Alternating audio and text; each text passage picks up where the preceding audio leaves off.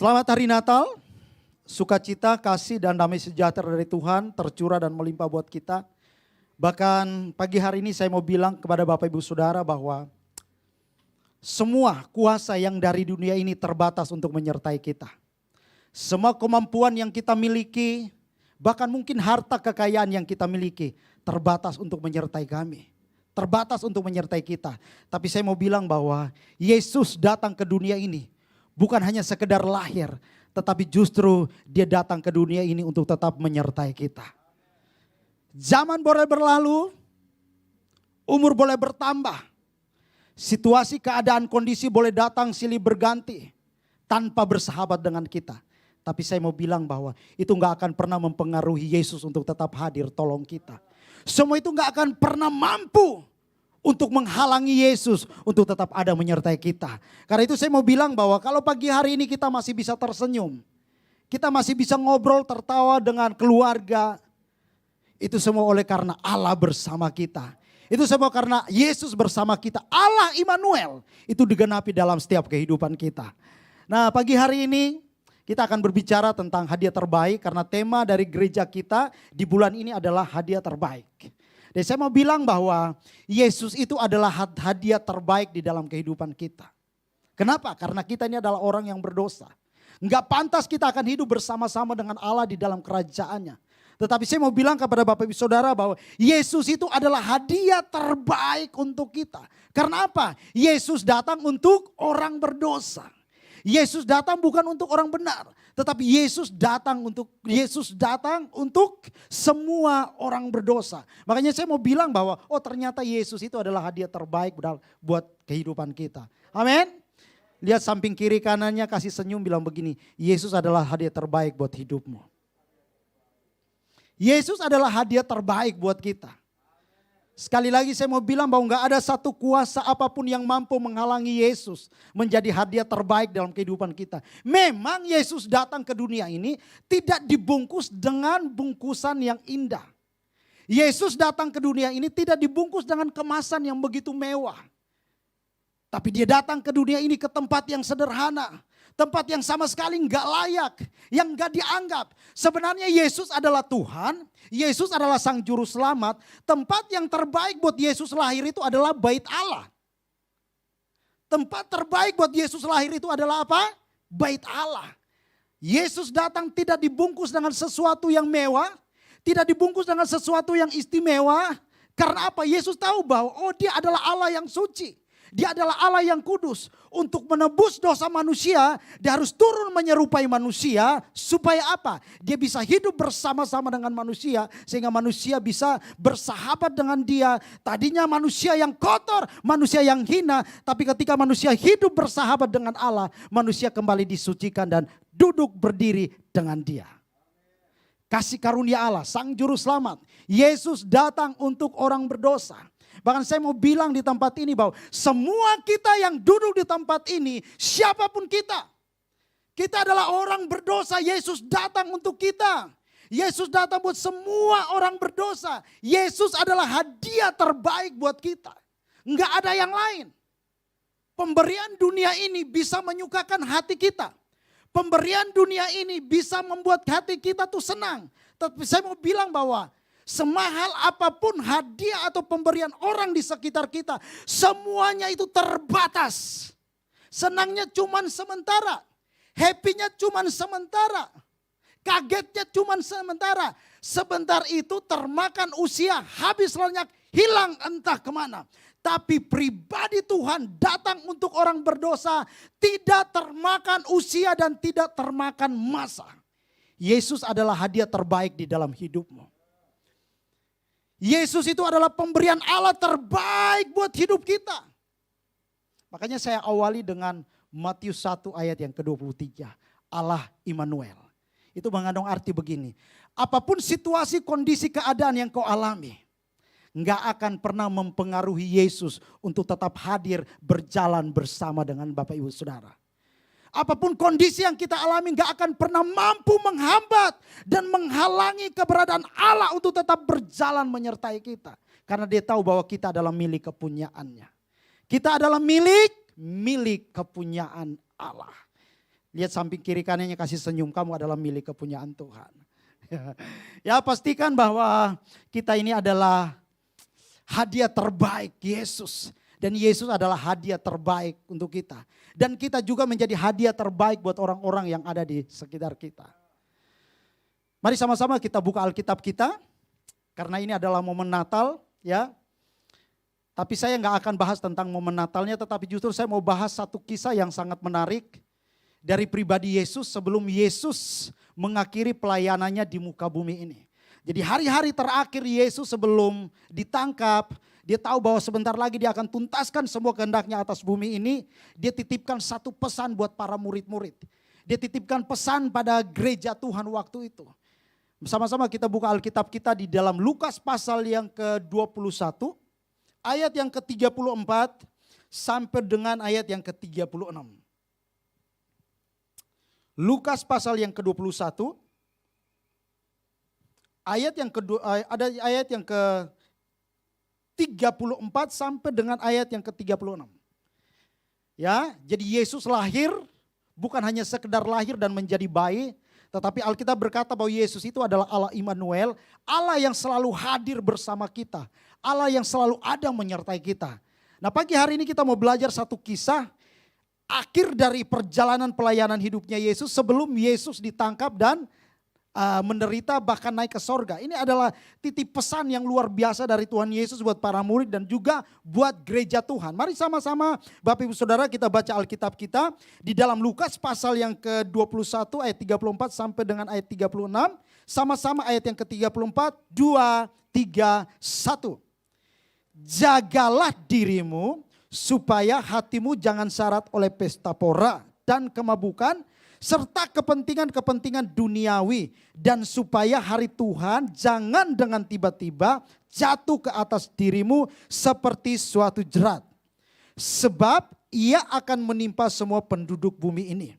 Berjaga-jagalah senantiasa sambil berdoa, supaya kamu beroleh kekuatan untuk luput dari semua yang akan terjadi itu, dan supaya kamu tahan berdiri di hadapan Anak Manusia. Perhatikan, saya akan mulai dengan hal ini.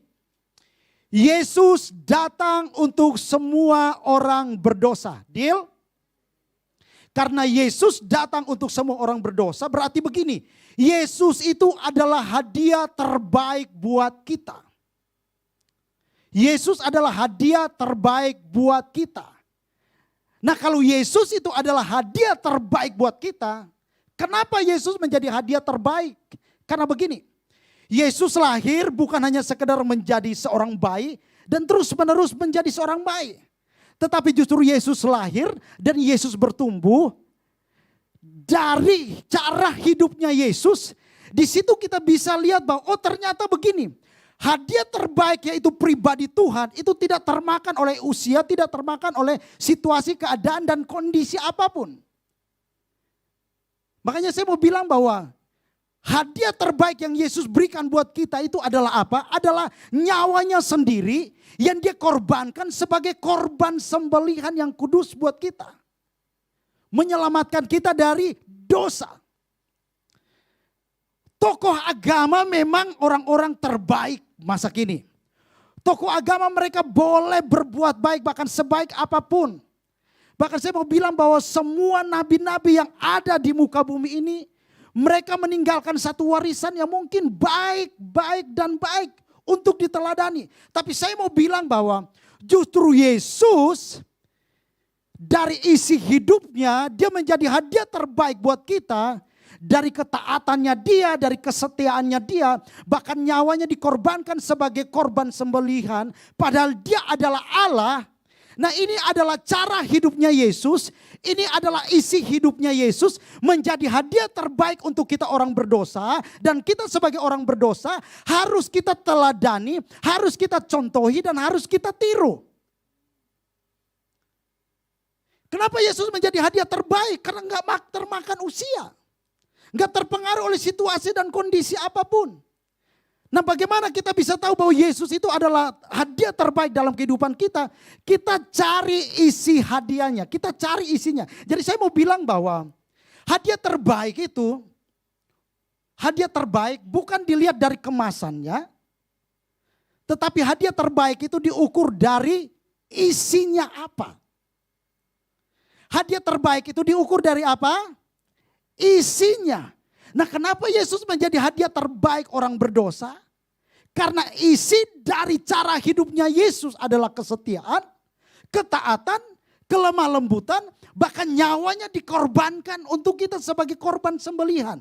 Nah, ini adalah isi hidupnya Yesus yang perlu kita ikuti, yang perlu kita contohi, yang perlu kita tiru sebagai orang percaya, sebagai murid Tuhan. Bagaimana caranya, Bapak Ibu Saudara, bagaimana caranya supaya kita menjadi hadiah terbaik untuk Tuhan dan menjadi hadiah terbaik untuk sesama. Yesus menjadi hadiah terbaik kita.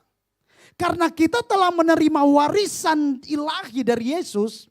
Berarti begini, kita juga bisa menjadi hadiah terbaik untuk Tuhan dan menjadi hadiah terbaik orang sekitar kita. Ingat, ukuran hadiah terbaik itu dilihat dari isinya. Isi hidup Yesus kita tahu sifatnya, ketaatan, kesetiaan, pengorbanan, apalagi kelemah lembutan, penguasaan diri, semuanya ada di dalam diri Yesus. Nah, kalau begitu ada pertanyaannya. Bagaimana supaya kita bisa menjadi hadiah terbaiknya Tuhan dan juga menjadi hadiah terbaik sesama kita? Makanya Yesus titip pesan buat para murid sebelum dia ditangkap. Ini adalah hari-hari terakhirnya dia. Dan saya meyakini waktu Yesus titip pesan ini kan berupa nasihat. Dia duduk ngobrol dengan murid-murid, ya. Dia ngomong dengan mereka mungkin lembut. Enggak kayak saya khotbah teriak-teriak. Enggak. Mungkin saat itu Yesus duduk ngobrol dengan murid-murid dengan bahasa sederhananya, bahasa orang Jakarta, mungkin dia bilang begini, "Bro, sebentar lagi kan saya mau balik. Saya mau kembali ke tempat asal saya. Tinggal beberapa hari lagi saya akan ditangkap. Saya mau titip pesan buat kalian dan ini adalah nasihat." Kira-kira Yesus ngomong santai dengan murid-murid seperti itu. Yesus bilang begini, "Jagalah dirimu baik-baik." Supaya apa? Supaya hatimu itu tidak syarat oleh pesta pora, kemabukan, dan tidak dikendalikan oleh kepentingan-kepentingan duniawi yang menyesatkan. Karena jangan sampai hari Tuhan itu dengan tiba-tiba jatuh ke atasmu seperti suatu jerat. Berarti begini, hari Tuhan itu bisa menjadi jerat, bisa juga menjadi berkat. Tergantung isi hidup kita, tergantung cara hidup kita, tergantung kebiasaan hidup kita. Makanya Yesus ngomong santai dengan murid-murid. Yesus bukan ngomong kepada orang banyak, tapi Yesus ngomong santai dengan murid-murid. Jangan sampai hari Tuhan itu jatuh dengan tiba-tiba ke atasmu itu seperti apa? Suatu jerat. Hari Tuhan itu bisa datang ke kita dengan tiba-tiba, bisa berupa jerat, bisa berupa berkat. Tergantung isi hidup kita, tergantung cara hidup kita. Nah, kalau kita ngomongnya masih kasar, ya kan? Ya, kita kasih identitas baru ke orang-orang yang ada di sekitar kita. Kecoa lu, tikus atau semut lu. Kalau hari Tuhan itu dengan tiba-tiba jatuh ke atasmu. Sebelum lu bertobat minta ampun. Selesai. Jadi apa? Jadi apa? Jerat. Tapi kalau hidup kita nih jadi kekuatan buat orang lain. Motivasi buat orang lain. Menginspirasi orang lain untuk tetap hidup. Saya terlalu percaya bahwa waktu hari Tuhan itu datang dengan tiba-tiba. Hari itu berubah menjadi apa? Hari itu menjadi berkat buat kita. Jadi hari Tuhan itu bisa menjadi jerat atau berkat. Tergantung apa? Tergantung apa? Tergantung isi hidupmu. Isi hidupmu itu bisa menjadi hadiah terbaik buat Tuhan. Dan juga menjadi hadiah terbaik orang sesama. Isi hidup kita menjadi hadiah terbaik buat Tuhan. Bukan sekedar hari Minggu kita datang kebaktian. 1,5 jam kita nyanyi-nyanyi, terus dengar firman, terus apalagi kasih persembahan, berdoa, terima berkat, terus pulang. Kalau di gereja semuanya kita bisa menjadi malaikat. Malaikat yang asli bisa minder lihat kita. Apalagi kita udah nyanyi. Haleluya. Engkau kudus. Orang yang ada di samping kita, kiri kanan tuh gak berani dekatin kita. Saya punya cerita, ada satu teman orang Chinese. Yang awal saya melayani dia adalah dari Buddha. Saking semangat dia sama Tuhan. Dia kalau ngomong itu gak bisa. Saking serius, saking bersemangatnya sama Tuhan. Waktu nyanyi Roh Kudus hadir. Dia gak sadar kalau dia gak bisa ngomong R. Wah, dengan suara yang lantang, apalagi saudara-saudara kita yang dari sono agak sipit, memang suara-suaranya memang mereka kurang bagus. Saya sadarin karena istri saya kalau nyanyi juga bagus banget. Bikin saya bisa nangis. Karena gak nyambung. Gak nyambung. Jadi nyanyi Roh Kudus hadir, dia nyanyinya dengan suara lantang, dengan penuh iman dan keyakinan dia berkata, Lord. Selesai dia teriak, dia baru sadar kalau dia gak bisa sebutin huruf. Saya mau bilang kepada teman-teman semua yang ada di tempat ini, ya, kita bisa saja menjadi hadiah terbaik buat orang yang ada di sekitar kita. Itu tergantung isi hidup kita. Cara hidup kita. Jadi bukan hanya Yesus yang menjadi hadiah terbaik buat kita. Tetapi kita diberikan kuasa, kita diberikan kemampuan untuk apa? Bisa juga menjadi hadiah terbaik buat Tuhan dan menjadi hadiah terbaik buat sesama. Makanya Yesus titip pesan, nasihat supaya berjaga-jagalah. Saya akan akhiri dengan ini. Saya nggak lama-lama, saya akan akhiri dengan ini. Perhatikan begini. Semua kita yang duduk di tempat ini nggak akan pernah tahu pasti apa yang akan terjadi di depan. Semua kita buta tentang hari esok. Saya mau tanya di sini, siapa di sini yang tahu persis besok dia akan pakai baju apa? Dan bangun tidurnya dia jam berapa, besok dia akan makan apa, dan besok dia mau ngalamin apa. Siapa di sini yang tahu? Ada yang tahu di sini? Berarti kita deal. Siapapun kita yang ada di tempat ini, sehebat apapun kita, sepintar apapun kita, sepandai apapun kita nggak akan pernah tahu apa yang akan terjadi malam ini, besok dan seterusnya. Deal. Berarti sama-sama kita terbatas.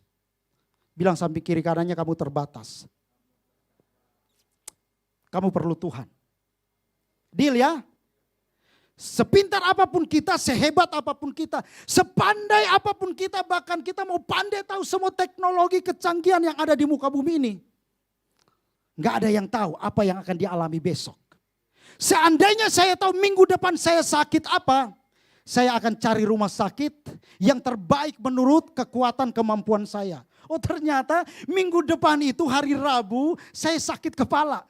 Kepala bagian kiri saya sakit, saya akan cari rumah sakit yang tepat buat saya. Sesuai dengan keinginan, sesuai dengan kemampuan kesanggupan saya. Ada yang tahu minggu depan dia mau ngalamin apa? Berarti kita deal, kita nggak tahu apa yang akan terjadi di depan kita. Kita deal, tahun 2022 kita nggak tahu apa yang akan terjadi di hadapan kita. Kemungkinan-kemungkinan yang terjadi atas hidup kita tuh kita nggak tahu. Pepatah dunia berkata kalau kita lihat mendung berarti siapkan apa? Payung. Sediakan payung sebelum hujan. Yesus tinggalkan nasihat kepada murid-murid begini. Perhatikan. Yesus bilang berjaga-jagalah senantiasa sambil berdoa. Yesus ngomong begini bukan karena Yesus nggak lakukan. Yesus ngomong begini itu karena Yesus lakukan. Makanya saya mau bilang kepada Bapak Ibu Saudara begini. Kita dengar khotbah bukan untuk dilupakan tetapi dilakukan.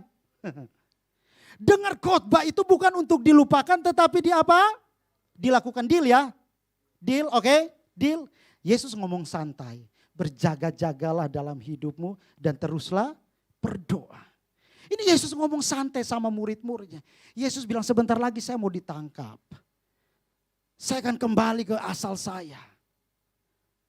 Berjaga-jagalah senantiasa sambil berdoa. Ini pesan Yesus yang sangat, wow, saya bilang ini pesan Yesus yang sangat luar biasa buat para murid. Ini adalah satu warisan keteladanan yang Yesus tinggalkan buat para murid. Coba bayangin. Apa yang Yesus katakan tuh Yesus lakukan, Yesus praktek. Bukan kayak kita. Kita ngomong A, nunjuk-nunjuk orang lakukan A, tetapi boro-boro untuk kita lakukan. Ya kan? Kita pandai menyuruh orang lakukan ini, dan lakukan itu. Tetapi pada hakikatnya kita banyak alasan untuk tidak melakukannya. Yesus adalah Tuhan. Kurang kuasa apa coba? Kalaupun Yesus tidak berdoa dan Yesus tidak berjaga-jaga, kira-kira masih bisa nggak Yesus lakukan mujizat? Hah? Yesus masih bisa lakukan mujizat. Kalaupun Yesus tidak berjaga-jaga dan tidak berdoa, orang mati bisa tetap bangkit. Yesus gak pernah lakukan hal untuk tidak berdoa. Yesus ngomong santai. Berjaga-jagalah senantiasa sambil apa? Sambil berdoa. Kalau kita mau menjadi hadiah terbaik buat Tuhan dan orang yang ada di sekitar kita.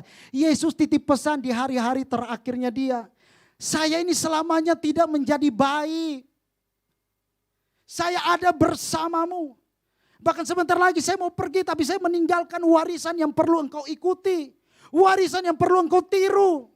Bukan hanya cuma hari Minggu datang kebaktian, pulang. Cara hidup kita sama dengan cara hidup duniawi. Yesus bilang begini, berjaga-jagalah senantiasa sambil apa? Sambil berdoa. Nah, coba buka Alkitab kita. Lukas pasal 21 ayat yang ke-36, sama-sama kita pelajari. Coba kita mulai ya nih. Yesus bilang begini nih, kalau kita berjaga-jaga senantiasa sambil berdoa, apa yang terjadi? Apa yang terjadi? Kita akan beroleh kekuatan. Nih, yang kita lakukan, yang kita lakukan sesuai dengan kerinduan Tuhan nih. Waktu kita berjaga-jaga sambil berdoa, apa yang akan kita peroleh? Apa yang akan kita peroleh? Kekuatan. Kekuatan yang kita peroleh itu bukan untuk nunjuk-nunjuk orang atau perintah-perintah orang, tetapi kekuatan yang kita peroleh dari Tuhan itu untuk apa? Untuk apa? Untuk luput dari semua yang akan terjadi itu. Semua apa? Menjelang kedatangan Tuhan yang kedua kali. Banyak keadaan situasi yang terjadi. Tidak sesuai dengan yang kita inginkan. Tidak bersahabat dengan kita. Bencana di mana-mana.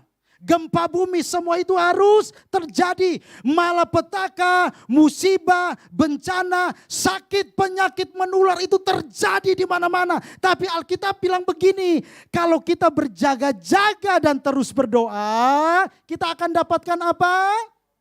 Kita akan dapatkan apa? Dapatkan kekuatan. Dapat kekuatan itu untuk apa? Hah? Dapat kekuatan itu untuk luput dari semua bencana, musibah, malapetaka, sakit, penyakit menular, bahkan kutuk tidak akan menimpa kita. Kenapa? Karena ada perlindungan dari Tuhan. Saudaraku, untuk berjalan bahkan untuk mengangkat kaki, pegang mic aja, saya butuh kekuatan. Coba, masker saya kira-kira beratnya berapa kilogram? 10 kilogram Pak Lexi. Kira-kira masker saya beratnya berapa? Enggak berat amat. Saya bisa angkat pakai jari saya. Saya angkat masker yang begitu ringan, saya memerlukan yang namanya kekuatan. Nah kalau saya enggak punya kekuatan, diizinkan mungkin stroke. Masker seringan ini enggak mungkin saya angkat. Enggak mungkin bisa. Berat banget. Makanya saya mau bilang bahwa untuk mengangkat masker ini saya memerlukan untuk pakai masker di wajah kita. Kita butuh kekuatan dari Tuhan. Sederhana, nasihat, pesan Yesus buat gereja Tuhan dan buat para murid sederhana. Berjaga-jagalah senantiasa sambil berdoa, terus menerus berdoa. Karena apa? Waktu kita jaga hidup kita dan kita terus berdoa sama Tuhan, dekat sama Tuhan, bergantung sama Tuhan. Ada kekuatan yang tidak terlihat, tapi kekuatan itu yang akan menopang hidup kita untuk terus berjalan mengakhiri tahun 2021, masuk tahun 2022. Karena kekuatan yang kita peroleh dengan cuma-cuma dari Tuhan. Allah Immanuel, Allah bersamamu. Dengar baik, kita boleh punya segala sesuatu. Harta kita punya, tapi kalau bukan karena kekuatan yang Tuhan kasih, sia-sia semuanya. Punya semuanya enggak masalah. Enggak ada yang larang kita punya segala sesuatu. Tapi ingat baik, ingat akan Tuhan Allahmu. Dia yang memberikan kekuatan buat kita untuk peroleh kekuatan, untuk bekerja, aktivitas, gendong anak. Kita bisa tertawa, itu karena kekuatan dari Allah Immanuel. Dengar baik, yang kita butuh hari ini adalah Tuhan. Kita buta melihat tahun 2022. Kita buta melihat besok hari Senin. Kita buta, kita nggak tahu apa yang terjadi. Ingat kejadian-kejadian yang terjadi tahun 2021. Tuhan mau menunjukkan bahwa kedatangannya sudah semakin dekat. Kita butuh kekuatan dari Tuhan. Saya nggak akan lama-lama di sini. Kurang lebih 10 menit kita masuk. Berjaga-jaga dalam bahasa aslinya Gregorio. Itu bahasa aslinya. Arti kata dari Gregorio adalah kesibukan dan konsentrasi hidup kita tetap melakukan kehendak Allah. Sederhana. Yesus cuma ngomong sama murid-murid. Gregorio, berjaga-jagalah. Boleh gak kita bekerja? Boleh. Gak ada satu kuasa yang larang kita gak kerja. Boleh gak kita beraktivitas? Boleh. Tapi ingat, konsentrasi kita adalah tetap melakukan kehendak Allah. Tetap hidup benar. Jangan kompromi dengan cara hidup duniawi. Yesus titip pesan buat para murid sederhana. Udahlah bro, sebentar lagi saya mau tinggalin dunia ini. Saya akan disalib. Udah berjaga-jaga. Tetap fokus dan konsentrasi. Hidup benar. Jangan kompromi dengan cara hidup duniawi. Amin. Pesan Natal buat kita siang hari ini saudara. Gregorio, tetap hidup benar. Jangan kompromi dengan cara hidup duniawi. Stop. Kita mau berjalan melangkah bersama dengan Tuhan. Kita mau melihat hari-hari kita bersama dengan Tuhan. Kalaupun hari Tuhan itu datang, kita siap. Hari Tuhan itu datang di dalam kehidupan kita tuh bisa dua macam. Yang pertama, kalau bukan Tuhan yang datang menjemput kita terlebih dahulu di awan-awan, kita yang terlebih dahulu datang menjumpai Tuhan. Telah berpulang kepada rumah Bapa di sorga. Hari Tuhan itu bisa menjadi berkat, bisa juga menjadi jerat. Kalau kita nggak siap, kompromi dengan cara hidup duniawi, jerat. Tapi kita tetap fokus dan konsentrasi hidup benar, berkat kehidupan kita peroleh. Bilang samping kiri kanannya, pilih jerat atau berkat? Hah? Pilih jerat atau berkat? Kalau saya pilih berkat. Amin. Berkat bukan bicara soal uang, harta kekayaan, mobil, rumah yang bagus, istana yang besar. Bukan. Berkat itu bicara tentang segala situasi, kondisi apapun boleh datang silih berganti. Yesus tetap Yesus. Tidak ada yang lain. Harga mati. Deal. Yang kedua, berdoa. Tadi titip pesan Yesus sederhana, berjaga-jagalah senantiasa sambil berdoa.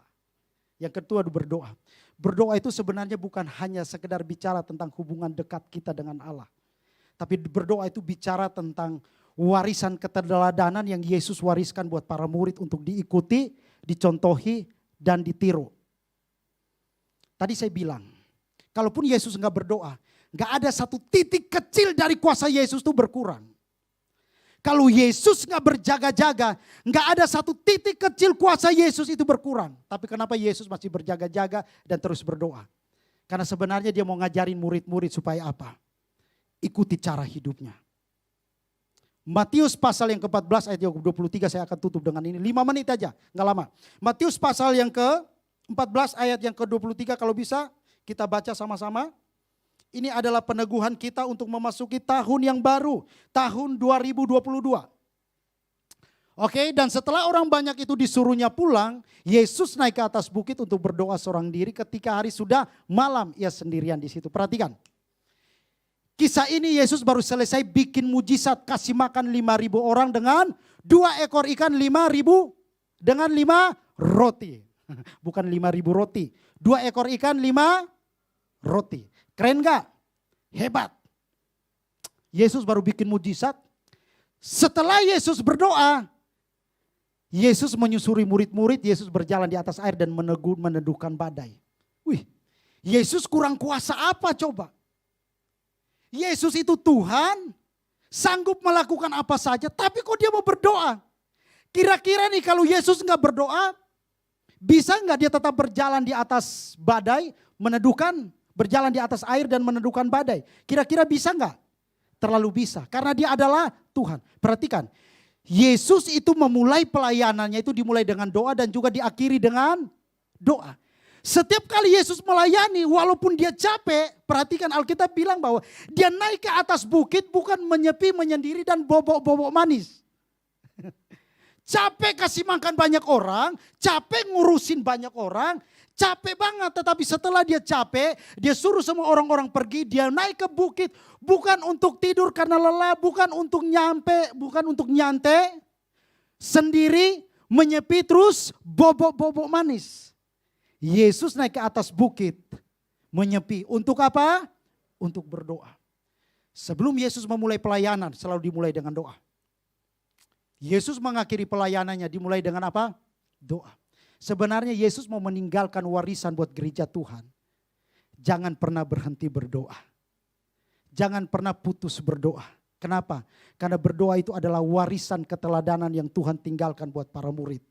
Yang Yesus tinggalkan buat kita itu bukan berupa kerajaan, bukan berupa harta kekayaan, tetapi yang Yesus tinggalkan buat kita adalah salah satu warisan. Dan warisan ini akan menjadikan kita menjadi hadiah terbaik buat Tuhan dan hadiah terbaik buat sesama kita. Berdoa. Ini adalah salah satu warisan ilahi yang Yesus wariskan buat kita, para murid. Pilih mana? Mau jadi hadiah terbaik buat Tuhan dan sesama, atau justru kita menjadi sesuatu yang menjadi batu sandungan buat sesama. Tinggal kita pilih.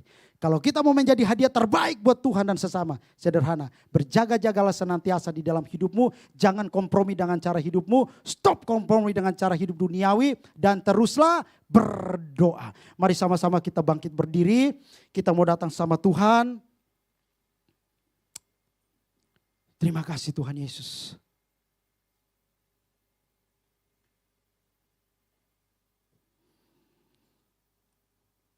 Di akhir dari tahun ini mari sama-sama kita evaluasi diri.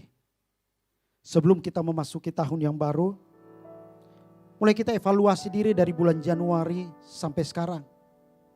Ada banyak hal yang kita lakukan, yang kita buat. Kita gak jadi hadiah terbaik buat Tuhan dan juga sesama. Mungkin kita melukai sesama dengan kata-kata, tindakan, sifat dan karakter kita.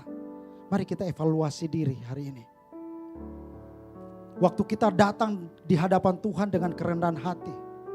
Ada kekuatan yang Tuhan berikan buat kita. Ada kekuatan baru yang Tuhan berikan buat kita. Sehingga kita mampu berjalan dan melihat hari-hari kita bersama dengan Tuhan.